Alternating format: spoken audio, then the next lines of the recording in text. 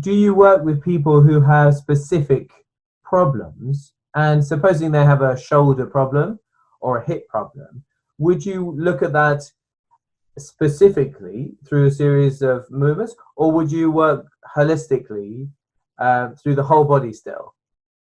I would work holistically, and I would also work to target those areas depending on how they present. So if I'm working with somebody in a private lesson, then I may watch them walk, sit and talk to them, ask them to do some movements. I get them on the table, I start moving them, and I can start to feel how their personal organization is influencing this issue they're having. Yeah. And depending on how I sense that and how they're responding to it, I may work with it more directly. I may work with it very indirectly. I may work with everything else all the way around it, so everything else improves, and then this area that is problematic improves.